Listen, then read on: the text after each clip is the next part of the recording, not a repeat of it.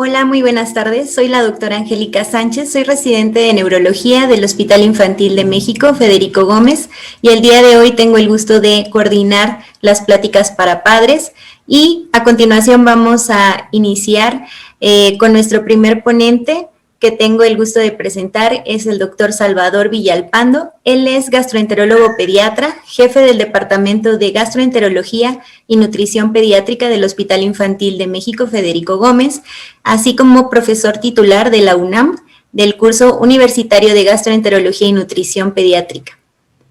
Nos va a presentar el tema de alimentación como impulsor del neurodesarrollo. Muchas gracias, doctor.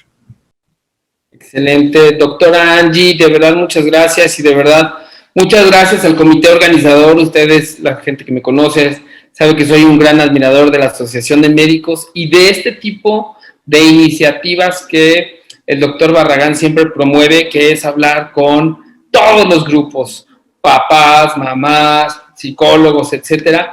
Y el tema es un tema que casi yo lo hubiera escogido no lo hubiera podido escoger mejor con este nombre, la alimentación como impulsor del neurodesarrollo, que para mí es una cuestión como gastroenterólogo, como nutriólogo, como pediatra, mucho más relevante de transmitir a los papás que solamente decir, enfóquense, clávense en la parte nutricional porque nos va a hacer una diferencial muy importante en la vida. Es mucho más importante este contexto del neurodesarrollo del que voy a hablar que de lo que realmente hacemos todos los días el pediatra de enfocarnos en la parte nutricional, y por eso les voy a vamos a platicar algunos conceptos comunes de alimentación y neurodesarrollo y qué condiciones biológicas hay entre la conexión entre los alimentos, el intestino, el cerebro, y qué interacciones vamos a acabar desarrollando de acuerdo a la alimentación y el neurodesarrollo. Así les platico nada más brevemente porque pues en los últimos días en el Congreso se ha estado hablando de esto con mucha insistencia, en el que el desarrollo cerebral, pues es una cuestión muy global, ¿no? Es una cuestión muy abundante, muy rica, que inicia desde el día cero, el día de la concepción, y continúa a todo lo largo de nuestra vida. Toda nuestra vida seguimos madurando, seguimos desarrollando nuestro sistema nervioso central. Ya parece que algunas personas mayorcitas estamos en descenso o en deterioro ya de nuestras funciones, pero siempre tenemos posibilidades de plasticidad, de aprendizaje, etc. Y este desarrollo cerebral y neuronal específicamente se ve afectado en las rutas sensoriales desde, como les decía, el vientre materno hasta etapas muy grandes por todos los sensores que tenemos: sonido, tacto, visión, olfato, pensamientos, comentarios, emociones, etc. Por tanto, es indispensable saber que tenemos la habilidad de cambiar este desarrollo cerebral desde etapas tempranas y a todo lo largo de nuestra vida.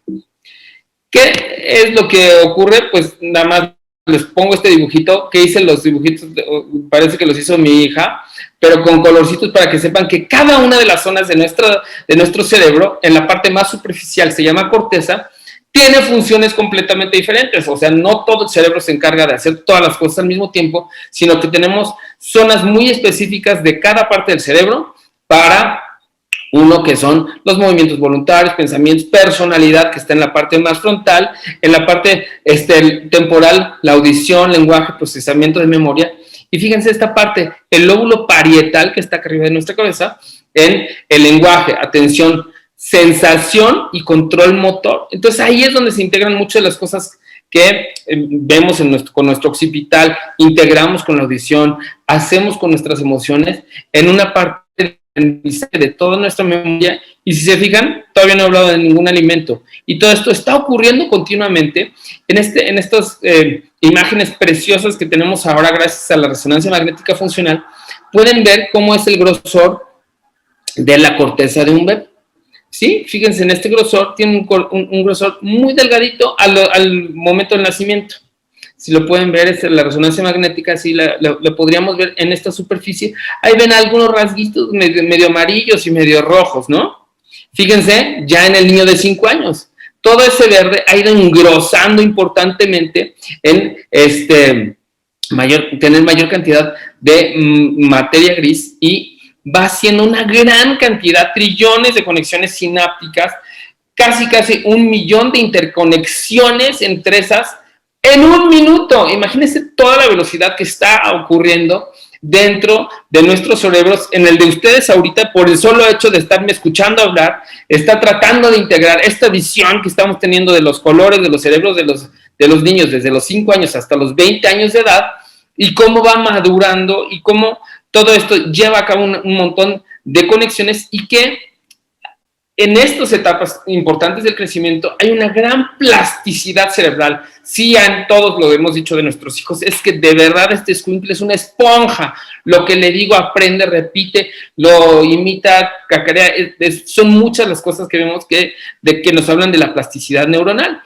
Pero crece tanto que llega un punto en el que nuestro cerebro se tiene que profesionalizar de alguna manera y tenemos que podar algunas de las neuronas extras que están ocurriendo. ¿Cuándo creen que ocurre eso? Pues más o menos por ahí de la adolescencia. Sí se acuerdan qué pasaba en la adolescencia, ¿verdad? Como que nos olvidan las cosas, como que no hacemos mucha conexión de cosas que podrían hacernos sentido cuando somos adultos y que tampoco ya tenemos la ilusión de cuando éramos niños, ¿no? Bueno, este podamiento cerebral, si se fijan en estas imágenes, como al nacimiento tenemos muy poquitas neuronas y muy pocas conexiones entre esas neuronas, a los 7 años tenemos una complejidad bárbara de conexión de neuronas, pero ya para los 15 años se simplificó el sistema y se hace súper dirigido a muchas cosas de pensamiento, de organización, etcétera. Por eso es que mi interés es que el pensamiento, el desarrollo neuronal del niño vaya acorde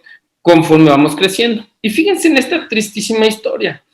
Cuando tenemos a un bebé normal, su desarrollo es como se ve en la imagen a su izquierda. Y cuando tenemos un bebé que está siendo maltratado, no tiene los estímulos, fíjense en esa parte, afectivos, quizás de alimentación, etcétera, el maltrato, el abuso infantil, y la deprivación de los afectos desarrolla el crecimiento de nuestro cerebro, y en esa parte también, pues también nuestra parte nutricional. Y esta parte es bien importante que ocurra, lo que ocurre en el primer año de la vida. En el primer año de la vida, el cerebro inmaduro que tiene toda esta plasticidad empieza a adaptarse a lo que va a hacer el resto de su vida. Fíjense lo que les voy a decir, papás, mamás, pongan muchísima atención porque nos va a marcar para siempre. La forma que aprendemos a comer en los 2 primeros años de la vida es la manera en la que vamos a comer en proporción de alimentos, cantidades, volúmenes, gustos, satisfactores, etcétera, por el resto de nuestra vida. Esto es muy relevante porque al final de cuentas, lo que hagamos en estos 2 primeros años va a representar nuestra salud nutricional a muy largo plazo. ¿Y qué tiene que ver con todo lo que estuve hablando del desarrollo del cerebro, la plasticidad, las conexiones y el desarrollo de las emociones? Bueno, pues todo está integrado dentro de un buen desarrollo cerebral. Y esto, bueno, tenemos que saber esta parte también. Cuando hay desnutrición aguda o hay desnutrición crónica, el tamaño cerebral y el número de las neuronas se ve afectado, se ven importantemente disminuidas, ¿no? Y también la interconexión entre todas estas neuronas que estaban tratando de crecer como plantitas. Igual que una plantita no van a tener todas las posibilidades de crecimiento. Y así hay nutrimentos que son muy clave, y aquí les pongo los nombres, porque los van a escuchar y los van a escuchar una y otra vez, y todas esas cosas que son malísimas para el crecimiento y todo eso. Bueno, pues estas de las que les estoy hablando están en los nutrimentos, están en los alimentos y tendrán que ser parte de la dieta habitual para que las podamos incluir dentro de nuestro crecimiento neuronal y dentro de nuestro crecimiento cerebral. Entonces, un adecuado aporte y balance de todos los nutrimentos, incluyendo estos de los que les voy a hablar. ¿Por qué no les dije qué alimentos son? ¿Dónde está la esfingomielina? ¿Dónde está la DHA? ¿Dónde está la colina? ¿Dónde está el hierro? Bueno, pues en los alimentos que muchas veces los papás nos enfocamos. Y son las grasas, por ejemplo.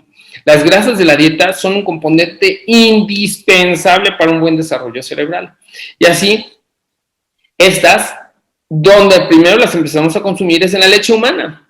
La leche de mamá tiene la cantidad, la variedad y la especificidad de grasas que necesitamos para el desarrollo de nuestro cerebro. Por eso ustedes van a poder encontrar que los niños que son alimentados al seno materno de forma exclusiva y que se prolonga por más tiempo, los puntajes de aprendizaje, de concentración, de memoria, de efectividad, son mucho más altos que los niños que no son alimentados al seno materno. A mí solamente me dieron 3 meses. Y digo, nunca le he reclamado a mi mamá, pero a lo mejor es el momento de hacerlo. Espero que mi mamá esté conectada. Pero no, de ninguna manera. También tenemos otras maneras de conseguir estos componentes que van a estar en la leche humana y que vamos a poder introducir, fíjense bien, en los alimentos desde el primer año de la vida. En esta parte que llamamos alimentación complementaria. La alimentación complementaria, en efecto, complementa a la lactancia materna.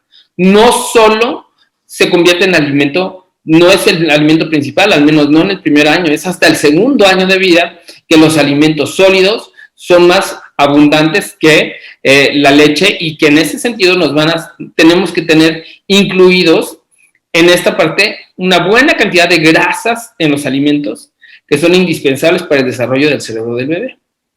Ahora, todo esto es la parte nutrimental. Lo que yo les decía al principio, que para mí, desde mi muy humilde punto de vista, también soy papá, nada más de 4, la alimentación tiene que tener una forma de interacción. No es el bebé comiendo solito con su cuchara. La alimentación tiene un proceso mucho más complejo que tiene que ver en algo que llamamos alimentación responsiva. Y dentro de la alimentación responsiva o la alimentación responsiva es parte también de lo que llamamos ahora paternidad responsiva, en que hay reciprocidad entre el bebé y el cuidador. En este caso estoy yo hablando de hijos y papás, pero también otros cuidadores que nos ayudan, que no son necesariamente los papás, los abuelos muy importantemente, tienen que ver con esta parte, y que en el proceso de alimentación es bien interesante porque tenemos que pensar en estos 3 pasos básicos. El pequeño nos está dando muestras y signos de apetito y saciedad y hacen señales motoras, verbales, faciales, y lo hacen inclusive desde la lactancia materna, y muchas veces decimos, o me dicen las mamás en el consultorio, es que el bebé pasa una tela y se la está chupando, entonces ya sé que tiene hambre. No necesariamente, esos son reflejos naturales de los bebés de búsqueda y succión. Los datos de apetito de tu bebé en particular van a ser muy diferentes de muchos otros bebés, entonces tenemos que aprender el tipo de llanto, el tipo de verbalización que tienen los bebés para poder aprender cuáles son sus señales y nosotros así establecer una respuesta para poder interpretar estas señales y cómo vamos a responder principalmente en esta área, en este rubro, a apetito y saciedad. Ahora, con esto podemos evitar llegar a condiciones de alimentaciones melindrosas, en las cuales tenemos que tener siempre en consideración que para los humanos, para la especie humana, no es normal experimentar con nuevos alimentos en nuestra boca. Estamos diseñados para rechazarlos, tenerles miedo. En la naturaleza vienen así los venenos, vienen así los animales ponzoñosos y desarrollamos esta forma que se llama neofobia, pero que no debemos de volvernos, no nos van a volver necesariamente melindrosos. Si nuestra respuesta es exagerada cuando tenemos este tipo de conductas y no damos pauta, serenidad, aprendizaje y confianza para que los bebés se sigan exponiendo a este tipo de alimentos nuevos, sí podríamos tener el desarrollo de un bebé melindroso y que normalmente va a tener una neofobia. Rápidamente les platico que el intestino de todos está poblado por cantidades enormes. En un adulto más o menos 1,5 kilos de nuestra composición corporal está hecho a base de bacterias. No somos puros, no somos estériles en términos de que no tengamos bacterias. Tenemos bacterias desde la punta de nuestra nariz hasta la punta de nuestros pies. Todos estamos llenos de cientos de millones de bacterias y que estas millones de bacterias tienen una interacción muy interesante con nuestro intestino y nuestro intestino con nuestro cerebro y se comunican en las 2 direcciones. En el sentido de que el intestino aprende e interpreta lo que entra en contacto, se lo enseña y se lo educa al cerebro. Y de la misma manera, lo que el cerebro le preocupa, le asusta, el intestino lo siente, lo expresa y a veces nos da, ¿no? Dolor de panza, diarrea, etcétera, ¿no? Entonces, tener un balance adecuado de nuestro microbioma, que es como se llama toda esta carga bacteriana que está dentro de nuestro tubo digestivo, interviene en muchas acciones que van a decidir nuestra conducta, nuestra socialización, el desarrollo de nuestra ansiedad y sueño, que más tarde van a hablar de esto en esta misma sesión. Y voy a cerrar nada más dándoles la experiencia de una manzana para mí. Una manzana para todos, desde el punto de vista nutricional, es nada más que una manzana. Carbohidratos, pectinas, con cáscara, con algo de ceramidas, etcétera. Y que cuando lo ingresamos a nuestro organismo, es eso, un proceso nutricional único. Pero cuando hablamos de la experiencia, al menos 5 formas de comer manzana podemos encontrar, ¿no? Cuando comemos la manzana a mordidas, fría del refrigerador o a temperatura ambiente, cuando la comemos en rebanadas crudas, o cuando la comemos en rebanadas, pero en un apple strudel, que es delicioso, ¿no? O cuando la comemos en picados en una compota junto con otras frutas, tiene otra sensación, otra textura. Cuarto, cuando la comemos rallada, cruda. Y quinto, cuando la comemos en puré de manzana, como pues, se le daba normalmente a los bebés. Un mismo alimento tiene al menos estas 5 formas de experiencia, y yo te reto, te invito a que tú veas cuál es de estas 5 experiencias la que más le gusta a tu bebé cuando está experimentando a un mismo alimento, a un mismo nutrimento en la manzana, que es la manzana, ¿no? Todo este proceso de experiencia sensorial es lo que es indispensable para tener un neurodesarrollo adecuado y un crecimiento neuronal satisfactorio. Con esto me despido, no sin antes darle las gracias a los invitados, a Angie por su coordinación y a todos los amigos de la Asociación de Médicos del Hospital Infantil de México. Me dará mucho gusto seguirlos viendo en estos siguientes días. Buenas tardes.